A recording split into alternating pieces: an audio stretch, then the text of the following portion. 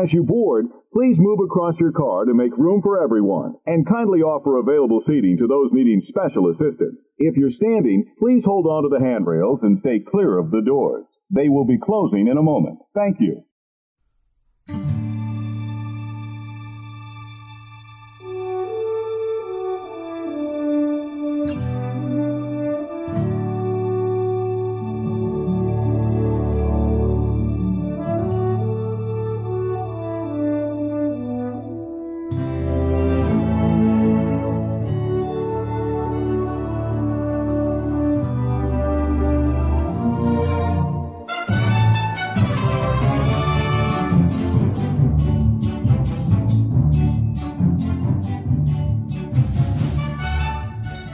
Hey, howdy, hey, and welcome to another episode of Disney Assembled. I'm Troy. And I'm Mimi. And we are your happy little father-daughter podcast, here to create joy and share our love for all things Disney. Disney Assembled is sponsored by our patrons over on Patreon, Brenda, Danny, Connie, and Andrew. Yes, thank you guys very much. We really appreciate your support of the show. If you would like to get access to patron member exclusive content and join those wonderful people we just mentioned, head on over to our website, DisneyAssembled.com, where membership starts as little as $2 a month. And yeah, we'd really appreciate that. It helps offset some of the cost of doing our show each week. And yeah, we'd really appreciate that. If that's not your thing, no big deal. Just tell your friends about the show. Keep listening. Share it with your colleagues and neighbors and all that good stuff. And of course, leave us that kind rating and review. We'd really appreciate that. And if you're looking for other great Disney content to brighten your day, specifically great Disney music, you should head out. Don't head out. Well, you could head out. You could listen on the way, but head over to Magic of the Mouse Radio. Listen, Disney Assembled is so proud to be part of the Magic of the Mouse Radio family. We are thrilled to be a part of that. You can hear our show every Tuesday, Thursday, and Saturday morning at 9 a.m. Eastern. Check it out on Magic of the Mouse Radio. In addition to the Magic of the Mouse Radio family, I am so proud to be a part of the Magic of the Mouse News blog network. Over on magicofthemousenews.com, there are articles for anything and everything you might want to read Disney related. For the first time since April, I actually have something in the works. I've been really busy with exams and APs and school coming to a close, and I haven't had time to write. And the lovely Bill of Magic of the Mouse understands that, and I have something really awesome on the way that I'm really excited about. I can't wait to read it. Make sure you go check out magicofthemousenews.com. Absolutely. I have no idea what you're writing about. I can't wait to read it. It's going to be fantastic. I am sure. Now, we have said over time, right, that we are not a news podcast. We don't come together just to repeat the news, because a lot of podcasts go over the news. But I did think there were some significant announcements and news come out recently related to Disney park experiences. And we've talked a lot about Disney parks, the last couple of months, right? Because we went on our trip and so forth. Right. And I know you and I were taking a look at some of those announcements, and we had some thoughts about what those announcements might mean, in addition to what effects will these announcements have on things that are not mentioned in that press release. So this isn't necessarily a podcast where we're going to just read the news to everyone. Because I think by now you know the news. Right. If you're a Disney fan, you may have heard some of this. Well, of course, we'll recap it so that there's context, but we want to spend the majority of our conversation today on just our general thoughts about what effect or what may be coming next as a result of those announcements. Here's what it is. What might it mean? Absolutely. In addition to that, I do think we don't do this very often. I think it'd be really cool because I think we have some new listeners that have joined us in the recent couple of months, right? Because our listenership is going up a little bit, which is fantastic. But I do think it'd be great to just sort of, I'm compelled to give people sort of an update just on the Disney Assembled universe of how things are going with us, what momentum we've had, just things we're proud of, things that we, because we are a small, little operation here. Right. And we do, our mission is to create joy. We do think we want to share some things that we're very proud of that we feel is big accomplishments for us over at Disney Assembled, and share that with everybody so they can join us in some of that joy and happiness, right? Yeah. I think we should start with that. Then we'll get into the main topic. And of course, we do have a Disney Dad joke of the week. But is there anything that you wanted to share with anyone before we jumped into this week's conversation? No, junior year's almost over. Really excited about that. And then I'm going on a bunch of college tour things this summer. That's right. With my mom. I recently saw Taylor Swift. That was really awesome. That's cool. It. That's all I really had to say. There's not like after AP exams settled down, there is not a lot going on. Right. In case y'all care, I took AP chemistry and I took AP US history and I took AP language and composition. So those were the tests I was taking. There you go. Good stuff. That I've been so busy with. So we're all very proud of you. And just ready for junior to be over. Yeah, I know. You're ready to get to senior year and of course looking forward to college. And there we go. We'll have to figure out what to do with Disney Assembled when you leave home in about a year or so. All right. We'll figure that out as we go. But we want to get into this week's discussion. But before we do that, we should have, and it is time for this week's Disney dad joke of the week. Oh boy. Mimi, did you know that Animal Kingdom has the scariest plants in all of Walt Disney World? Mm-mm. Yeah, it's filled with bamboo. Oh my God. Ah. Get it? Bamboo. Yeah. Okay. Okay. Yeah. Guys, we say this every week. If you have a dad joke that is Disney related that you would like us to consider using on the show, you can do it anonymously. We don't have to give your name if you're embarrassed. Right. But you can send us an email, disneyassembled@gmail.com, or you can send us a message on any of our socials, Facebook, Instagram, Twitter, TikTok, all at Disney Assembled. Do that. If we like your joke, if it fits the show, we haven't used it already, we might use it. Hooray. It'd be great. All right. Hurrah. Huzzah.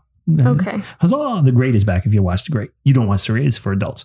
Well, I'm an adult, but huzzah. Whatever. Almost. All right.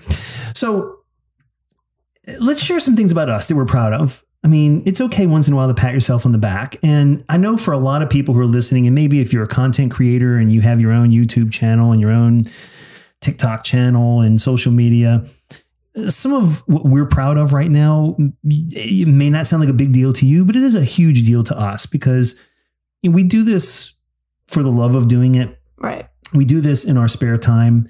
But we are very proud of, and we're very conscious of the fact that if you're going to give up some of your time listening or watching some of our videos or content, consuming our content, that you want to be entertained. You want to feel good about it. And we take a lot of pride in putting out what we think is quality Disney content every week, especially if you are looking for content that is more family related or that you just like the idea of a father-daughter getting together and talking about these things. So a couple of things that I'm really proud of recently is we've talked a lot about our TikTok.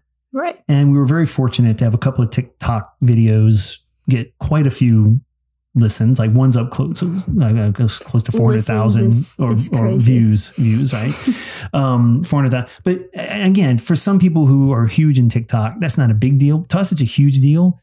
And we'd set a goal earlier this year. Yeah, we were aiming for 600 back in March. 600 followers on TikTok. Yeah, and now we're at 800. We're over 800. Yeah, and we're on the road to 900 now. So I'm very proud of that. I hope that content is enjoyable to people. I enjoy doing it. Right? I didn't think I would enjoy doing it, but I do enjoy it. And so that's that. We are almost at 1,100 Instagram followers too. That's great. Which is exciting. We love that. Yeah.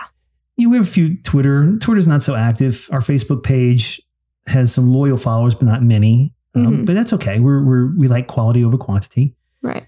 The other one that I'm really proud of is our YouTube. We've been putting out much more content for our YouTube channel. We had made a pledge to do that over a year ago, and we just kind of didn't find a pattern. We just now decided to stick to it. Yeah, we didn't find a pattern that allowed us to do that. But using the YouTube Shorts function has really been really good for us, and putting out our weekly videos of this episodes and a couple other things. And now we'd set a goal of 100 subscribers on YouTube. Mm-hmm. We're at 95. That's awesome. So we're almost at 100. Yeah, we've gained almost 30 in a relatively short amount of time, which is, again, not a huge number of followers or subscribers on YouTube. But for us, it's a big deal. And we will definitely celebrate when we get to that 100 mark. Oh, yeah. So if you're listening and you haven't subscribed to the YouTube channel, do so. Help us get to that 100 so that we can get there quicker, right? Because we enjoy putting that content out and, learn a lot about video. Oh, yeah. Good stuff. Anything else we want to talk about in terms of just patting ourselves on the back? No, just the lighting in here is literally making me fall asleep. Oh no, don't do that. The disgusting. Do you feel like you're in the carousel of progress after a long day? No, I'm in the like gross, warm yellow lighting, and it's just sort of like awful. The lights in here are pretty bad. All right. So there was some news recently. There were 4 or 5 things that Disney put out, 5 updates from Walt Disney World. Again, this is Walt Disney World related, for things coming in 2024 to help make your visit, they said, easier, right? To make your visit easier. Mm-hmm. So let's break them down one at a time and maybe talk about the effects that we think that these may have. So the first, why don't you read the first one, the official announcement? The first one reads, oh, by the way, we're getting all this from micechat.com. And you can find these anywhere. I mean, Disney released these officially. But we're using micechat.com. So number 1, removing theme park reservation requirements for date-based tickets. And the description says, starting with park visits on January 9th, 2024, theme park reservations will no longer be required for date-based tickets. Now, I'm not exactly sure what a date-based ticket is. I think every ticket is date-based. So there are a couple of things that are not date-based tickets, right? One would be if you bought an after hours. I mean, you have to go that day, right? Well, you have to be at the park that the after hour event is at. So that's a different kind of ticket. They're not referring to that. The other would be if you are an annual pass holder. So annual pass holders, if you are going on a day that you're allowed to go, you don't need to buy a ticket. You've already bought it with your pass, right? So that is not a date-based ticket. Your annual pass is not a date-based ticket. But for the majority of people going to the parks, they will no longer need reservations. Like if we booked a trip right now and went, we wouldn't need reservations. Absolutely. Anyone who books a trip, maybe with a Disney, specialist, Disney vacation planning specialist, like we do, or if you were just going online and buying your tickets, again, yes, starting January 9th, you don't have to go through the step of reserving like which park you're going to go to that day. You just have your ticket and you show up. So I think this is, I'm not exactly sure. This to me feels more about like Disney listening to its public like voice versus like what works. Because I don't see the park reservation system not working. I've never had a bad experience with it, but I do know that the majority of Disney goers do not like it. They don't enjoy it. And so this to me feels like we understand you just had a CEO that doesn't want to listen to you, and like what you guys are saying works versus what doesn't work, and we are trying to rectify that. Yeah, I think the reservation system was put in place after COVID because of staffing, and this is a decision that was made financially, right? Knowing who's going to be in the park will help them plan. How many people there, how much supply, how much food, and all that good stuff, so they can do a better job of being more efficient with their planning. However, I think this is a signal to me that staffing is pretty much back to where they need to be to run the park without reservations, and that things are about as back to pre-COVID operation like as it's going to get. I do think that, and we said we want to talk about the effects, not just go over the announcements. I think one of the effects of this announcement that is not mentioned in the actual text, there has to be an impact on park hopping. So if you buy a park hopper ticket and you don't need to do a reservation, then there's no need for you to show up at a certain park to start before your day. 2 o'clock. Right. You can go to any park. Before 2 o'clock, you have to check. Originally you'd have to check in somewhere, and then you could park up somewhere right after 2 p.m. So I think what they didn't announce, and I think they may, hopefully Disney's waiting to announce this at some point. I do think the 2 p.m. Disney World park hopping time is going to go away. Yeah. I think it's either going to be lowered to somewhere around 11 a.m. because I think Disneyland, you can park hop as early as 11 a.m. I think that would be fine to put at 11 a.m. sort of as the start to park hopping. But I think if you're not going to have a reservation, forcing someone to check in at a specific place, there's no then point waiting till to 2 o'clock to park hop doesn't make a whole lot of sense to me. Right. Because then there's nothing funneling, like customers, like guests into one park versus another. Right. Because like if you're like, oh, we're just going to go to Hollywood Studios and then maybe go to Magic Kingdom, like you don't have to go to Hollywood Studios. Like you can change your plans to just go straight to Magic Kingdom. Absolutely. With the park hopper though, I don't see the time going away, because I think the time was something that existed like before COVID as well. Like I think there was always a restriction on it. Maybe I'm not convinced. I don't recall, but I know it wasn't 2:00 if it was. I know it wasn't that late. I know that there's one in Disneyland. If they move it up, which is what I think the next step is, I think it'll be around lunchtime, maybe a little bit before, probably about 11 o'clock, because then you can make a lunch reservation at a different park. Yes. And you can theoretically get there if you leave at 11. Or you could have breakfast at a park. Like, let's say you wanted to have a character breakfast at the Crystal Palace in the Magic Kingdom. Right, but the rest of your day was planned for Epcot. Right. You can now just do that and then go to Epcot for lunch and dinner. Right, because that day may have been the only reservation you could get, but you didn't want to go to that park that day, right? That way you're not stuck there. I think the knock-on effect of this first announcement is going to be an impact on park hopping. Right. So I think we might see less park hopping, because I know that there's a majority of people who don't, like, we're the kind of family that books our reservations like well in advance. So we know that we have them when we want for whatever time. But there are people, especially like annual pass holders, who are the main ones complaining about the reservation system, who went to go get a reservation and they're not available. Obviously, that's been changed since they can show up after X time rule. But like before that, there was no reservations available. And so I think with the reservations gone, like, it just, I don't know.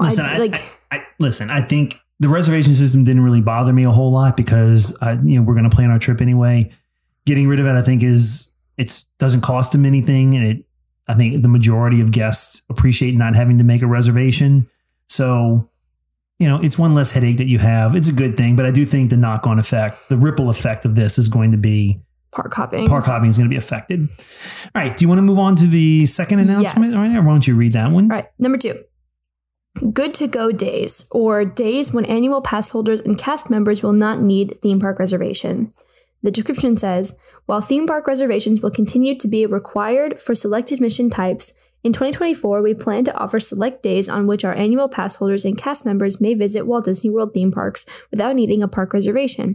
Good to go days may vary by park, and pass blockout dates and capacity limitations continue to apply like they do today. So what this means in normal language is, the first one said we're getting reservations for your average goer, but pass holders, you still need one.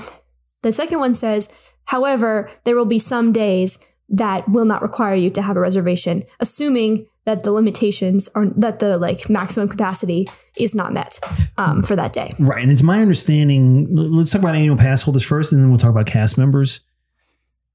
This is essentially, I think, what you just said. The knock-on effect of this is essentially, we're going to give you annual pass holders some extra value. There will be certain days that, if it's not one of your days that you can't come because of your plan, that you don't need a reservation. If you're an annual pass holder, you just show up. Good to go. You're good to go. Just walk in, scan your pass, your magic band, whatever, you can get in, right? Again, I think what it means there is, depending on what plan you have, there are certain blockout dates. You can't come on a blockout date, but I have a feeling they're going to plan these good to go days like on a Tuesday or a Wednesday during a non-holiday week Tuesday period, or Wednesday right? in February. And they'll just say, hey, here's a good to go day. You don't need to make a reservation if you're a pass. And this is mostly for locals, right? Because if you're a local and you have an annual pass, it's okay. You don't have to reserve your park today. You just come on in. I think that I think there will be less good to go days than what people are already anticipating. Because it's how do you there will be no good to go days over the summer. There's no way. Summer's too busy, and then I don't know. I think they'll have some. I don't think they're worried about it being too busy. I think. Well, I don't mean to cut you off, but I think what they'll do is they'll do it on days where they know they don't have a lot of. It's not going to be on weekends. It's not going to be on Friday. It's going to be on days that typically the park is less crowded. Right. It's going to be on weekdays and non-holidays. Right. Not spring break, not Christmas, not New Year's Eve, but Now for cast members, look, neither one of us are cast members. We've never been cast members. I believe if you're a cast member, you can go whenever you want. One of the benefits of being a cast member is you as the cast member can go whenever. Right. But I think what they're talking about here is cast members being able to maybe bring a family member or a friend. 'Cause I think there are certain times you can bring a family member or a friend with you, but you have to do a reservation for them. So this might be one of those situations where if it's a good to go day, it's also No, a cast member and a friend, maybe? I think cast members need to make reservations. I didn't think they did. I thought if you were a cast member, you could just go whenever you want. No, I think that's what it's saying. Like, I think the whole thing was that there were reservations for everyone. Okay. So I think this just sort of applies the same way to cast members. I'm not totally sure what the policy is, though. But I think the effect of these, honestly, will not be all that great. I think pass holders will finally stop yelling about, wait, it's not even worth paying for. Okay, like, okay. Yeah, I don't understand it. But maybe a listener is a cast member and they can let us know what it is, because I really don't know. But I don't see this changing too much, honestly. I think it'll have an effect on annual pass sales, because remember, they did briefly open annual pass sales for a little while. I think they're laying this out as, I do think it's going to boost some annual pass sales, and I think they want to bring that back more. So I think that is going to be an effect. I think when they go to sell annual passes, they've already said, here's some value that wasn't there before. Yeah. I think this will help people renew their passes. I think a lot of people didn't renew their passes last time. Right. So this may be a way for people to. I think this is like the stepping stone towards like a complete like revitalization of the annual pass system. Like, I don't think it's going to look the same way in the next coming years as it has before. And I think this is like one step towards that, you know, because like the reservation system isn't going away fully, I don't think. And this is a step forward in the direction that pass holders want. So, absolutely. Rolling into Let's do number three. Read number three. Arguably one of the most exciting ones, I think. The Disney dining plans are coming back. Disney Resort Hotel guests who purchase a vacation package starting with stays beginning January 9th, 2024 will have the option to add the Disney Quick Service Dining Plan or the Disney Dining Plan. This is awesome. I find the dining plans incredibly convenient for families of small children. I think it will not look the same as it did before. And that's what I believe, honestly. I don't think it'll be the same as it was before, but I think it'll be a lot of the same idea. As someone who, before, your mother and I did do the dining plans before, and actually when we took you and your brother when y'all were very young, we used the dining plans. No, I know. There were 3 levels of dining plan. There was the quick service plan, the regular dining plan, and then sort of the deluxe dining plan. The deluxe dining plan doesn't seem to be one of the ones coming back. But I do think, and some podcasts have already talked about this, but I haven't heard anyone really break down exactly what each of them is. So I'm reading this from Disney Food Blog, pretty reliable source, I would say, on Disney food stuff. And this is what they have for the quick service dining plan. So this is the quick service dining plan that will be coming back. Everyone in the travel party, ages 3 and up, will receive 2 quick service meals per night, a snack/non-alcoholic drink per night of their package stay, along with 1 resort refillable drinking mug. Meals and snacks can be redeemed at any time during the stay.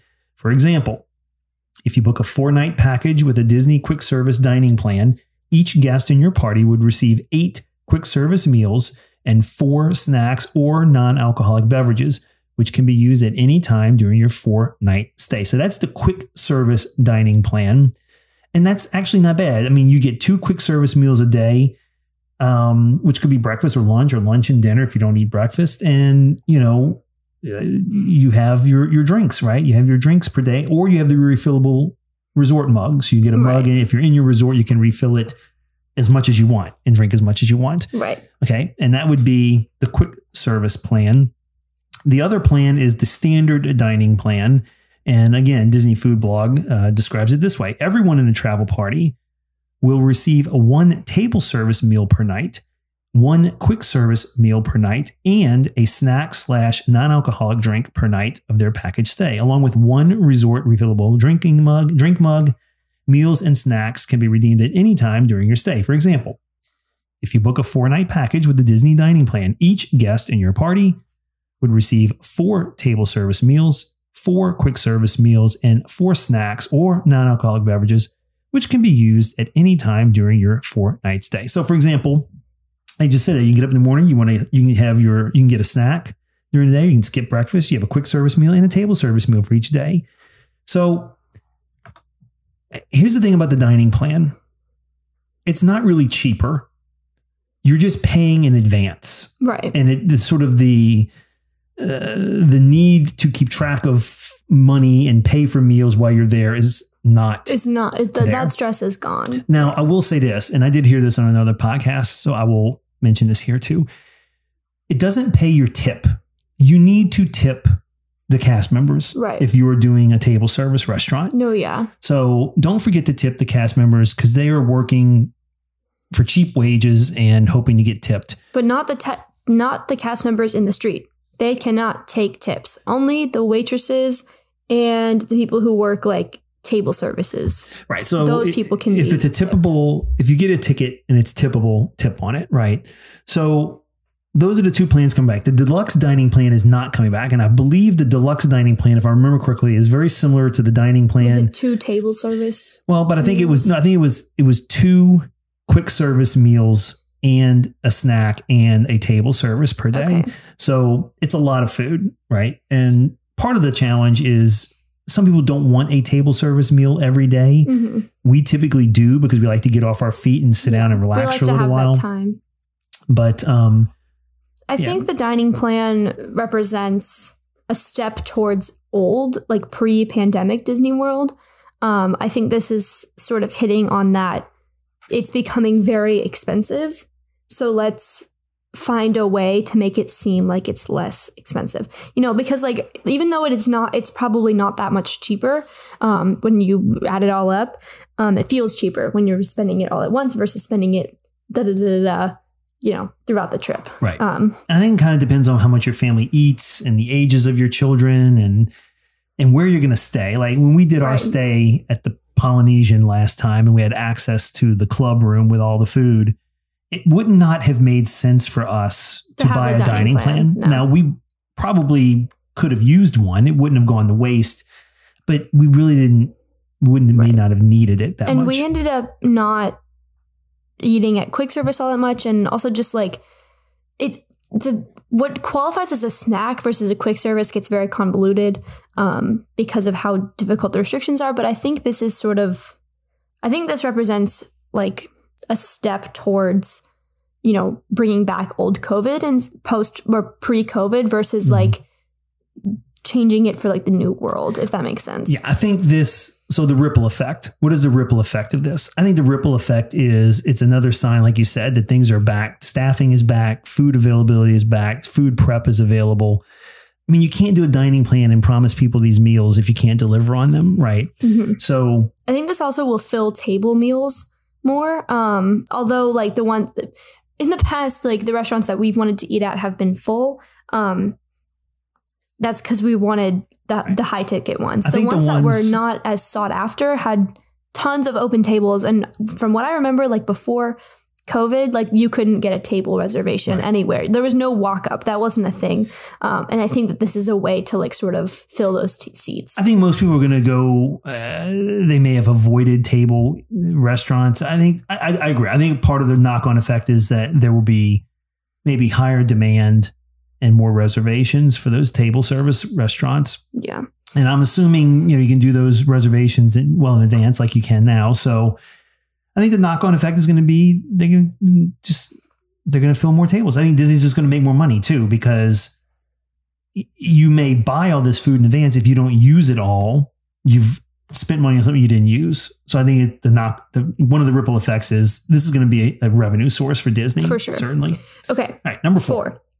More park time for Disney Resort Hotel guests. Early theme park entry for all Disney Resort Hotel guests and extended evening hours for guests staying at Disney Deluxe Resort Hotels and Disney Deluxe Villas will continue through 2024. Valid theme park admission and resort ID required. So this is keeping something that has been It's something introduced. They're doing and they're keeping it. Yes. I think it's working because it's putting more people in deluxe resorts. TBH, because people love the extra magic hours at the end of the night, and we found them so invaluable that I don't think we would give that up to stay cheaper. I think one of the ripple effects of this announcement, because I think they have seen how popular this is.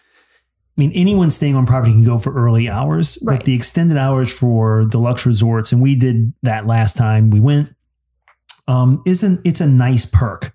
It is a really nice perk. It's a really good amenity. It's very good. And I would like to see them do more of these, not just maintain them, and do it more often, and maybe stay open just a little bit later. Maybe bring not them to a Hollywood whole lot. Studios. Yeah. But like Magic Kingdom is open from 11 to 1 a.m. Like that, fine. Right. But like Epcot's only open for an hour and Hollywood Studios isn't open at all. And I would like to see that extended. Animal Kingdom, maybe not, because, animals, they need the rest. Or you block off parts of Animal Kingdom that you can't go to. Right. And just leave Pandora open Pandora, is not Everest. bothering the animals, yeah, right? Leave open Pandora and Everest, because the early magic hours, like in the morning, are like they're helpful because there are less people in the park, but there are still so many people who stay across every single Disney World resort. So like those I can take or leave. I think, the line for Rise of the Resistance is still an hour long at 7:30 when the park's open for the resort guests. But the real winner in these amenities, I think, is the extra magic hours at the end of the evening. Right. So I'm glad to see those stay. I am too. All right. There was one more announcement, and this is to deal with something that we as a family have not used yet. So, but I do have some thoughts on what the ripple effect of this is. Mimi, read that one for us. Number 5, plan ahead with Disney Genie Plus service. We're working on ways to help guests plan with Genie Plus service and individual Lightning Lane selections before their visits so they can spend more time with friends and family in the park. So this one kind of hits on what Mom has always said about the My Disney Experience app. She wants to live in the moment, and she doesn't want to have to be staring at her phone all day looking for reservations or wait times or Disney Plus stuff. And I'm glad that they're finally addressing this. What are your thoughts? I think if you want to do Genie Plus and purchase, Lightning Lane passes in advance of your trip, because you used to be able to do it. You used to be able to book like 2 or 3 fast passes 60, 90 days ahead of your trip. So you knew you were going on these rides. And the rest of them you would get during the day. If you want to be able to plan that out through the Genie Plus in advance, I don't have a problem with that. It doesn't mean we're necessarily going to do it, but I think that's fine. I think the knock-on effect, like the ripple effect of this announcement, is going to be related to the variable pricing for Genie Plus each day. Right now, the price of Genie Plus changes, right? The price of, I think, some of the individual Lightning Lanes that you can purchase changes. It was $35 a person when we were there for spring break, but in February it was like $15 a person. That's insane difference. So I think part of this is, if you can do it in advance, they have to set a price, and that price can't change. So if I'm 60 days out and I want to purchase Genie Plus and Lightning Lane passes, I'm going to pay. There's the ripple effect is on the price. Like, what's going to happen to the price if it's not based on how many people are in the park that day? Because you don't necessarily know. I mean, are they going to predict? Is the price going to be the same? Well, I think maybe the ripple effect is people like us who would normally not purchase it might consider it if they could wrap it into the cost of their trip ahead of the trip. Right. Especially considering that we can then absolutely guarantee that we have a Lightning Lane or a Genie, whatever they're even called anymore, fast passes, for highly anticipated rides, because buying $35 a person for Genie Plus to win a Lightning Lane for what? A ride we might not even get. We can be on the app at 7:00 as much as we want, but we still might not get Rise of the Resistance, this, I think, takes away a lot of that stress. This also, I think, is a very subtle way of getting rid of Genie Plus and making it I think they're going to keep the Lightning Lane system where you can buy a pass to ride a ride, because honestly, that's just free money for them and it's not harming anything. But I think what they're going to end up doing is making Genie operate a lot more like Fast Pass, but in a more convenient way. Here's what I think. And I just came up with this idea as I'm listening to you, because what you're saying makes a lot of sense to me. And it sparked an idea. And I may do a YouTube video about this. What if their adjustment to Genie Plus and Lightning Lane was similar to offering a dining plan? For example, hear me out. What if you had the equivalent of the quick service Genie Plus plan, where you get one lightning lane pass, or 2 lightning lane passes per day of your trip, but not any of the ones you can purchase individually. Like not like no a Slinky big Dog, no Tron, no that kind of stuff. What if there was the deluxe or the deluxe attraction pass where you get one, individual lightning lane purchase ticket plus one of the other ones? What if they did it by land? What if you were in the Magic Kingdom, you wanted to do the Fantasyland Genie Plus pass for the day, where you get kind of like what Universal does. 3 lightning lanes, but you have to use them on Fantasyland attractions. Yeah. So I think Disney could find a way to do that and tier the pricing on it in a way that is cost effective to people who maybe want to see that kind of thing and do that. Because if I have a family with little kids and I'm not going to do thrill rides, I'm going to spend a lot of time in Fantasyland. Well, if I could spend an extra $30 and I'm guaranteed that I can ride everything in Fantasyland that day. And right. If I got a fast pass for 5 of those or 6 of those attractions, whatever it is, that might be worth doing if I've got little kids, especially what if it's a lightning lane to do a meet and greet included in there. So I think this adjustment, they haven't said the details. I think this adjustment could be many things. It could be just wrapping in the cost at a fixed cost in advance. But I really think if Disney were to dig granularly into what attractions are available, shows and attractions where you can put together a package deal and they offer it like a dining plan, but it's more of an experience plan. Right. That to me would be a great addition to the Genie Plus menu. And it might actually get people to purchase things that they otherwise would not have decided to do. I think people I don't think people want their vacations scheduled out by the minute. But I don't think at the same time, ADP, another Disney podcast, we're talking about this on their episode last week or the week after or week before, something like that, about their most recent trip to Disney World. And it was mentioned multiple times that they would get off of a ride that they had a lightning lane for, and then they immediately all went on their phones to get another one. And how frustrating that was to not be able to live in the moment and just be at Disney World. It felt like they were constantly on their phones. I think this is going to enhance that experience. And I honestly think I think that is what the main core issue of Genie Plus is. What I think people really don't recognize that they hate the most about Genie Plus is that it glues you to your phone the whole day. Right. And the app drains your battery. The app is inconvenient, and that is a valid excuse. And the lightning lanes are hard to come by, and that's valid, and it's expensive, and that's valid. But the core issue is all of those things can lead back to the fact that guests don't want to be on their phones all day, period. And also most of them can't afford it. If you forget a portable charger, buying one of those refillable portable chargers are expensive. Right. You don't want to drain your own battery, and you don't want to be on your phone all day.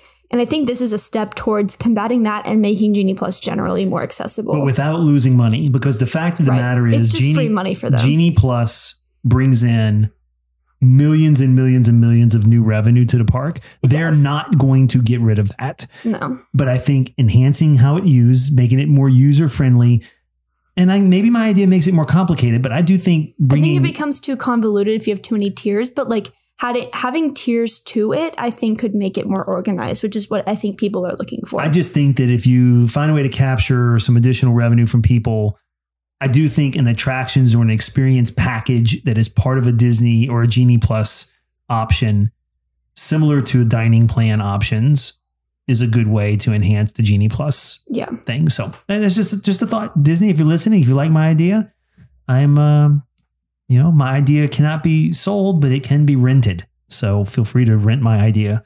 You can send your checks to disneyassembled@gmail.com. All right.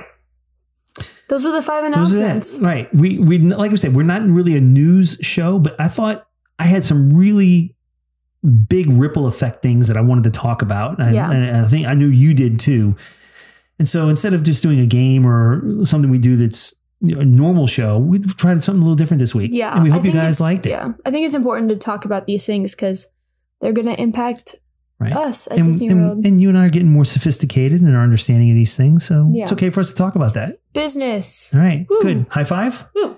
Great show. Sophisticated, but if you ask me one thing about what's going on in Reedy Creek, I literally could not tell you. Well, we're not going to go down that path right now. King George's bloodline. No, what? we're not doing that. We're not going there. We're not going there right now. We're not going there. We'll do a TikTok about Reedy Creek here. What is Reedy Creek? What's going on? Legal jargon. Enough of that.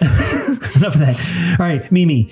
Our great listeners, they're fantastic. They're the best people in the world. And they may want to talk to us about their thoughts around our show, what they love about the show and everything else. How can they get in touch with us? So you guys can send us an email, disneyassembled@gmail.com, or you can send us a message on Instagram, Facebook, Twitter, TikTok, all at Disney Assembled. But if you guys want to support the show further, link to our Patreon, TeePublic, Buy Us a Dole Whip, did I miss one? Nope. I think you got it all. Anyway, it's all there. They're all on our website, disneyassembled.com. Make sure to go check it out. Yeah, do that. And if you haven't gone to our YouTube page yet, like I said earlier, we are putting a lot more content on YouTube. Some stuff we don't talk about on the show, just for fun. We think you'll really enjoy it. If you like the show, you'll love our YouTube channel. So check it out. If you haven't subscribed yet there, we'd really, really appreciate it. And finally, if you love the show and you want to help us out, one of the best things you can do, like I said earlier, is share the show with your friends. And please consider leaving us a kind rating and review on your podcast player of choice. If you're allowed to do a rating and review, we would really, really appreciate that. So thank you for your consideration. Another high five. Another high five. Mimi, great show. Great show. Love it. Guys, we hope this show brought a smile to your face, some extra magic to your day, and some pixie dust to your week. And until next time, see you real soon.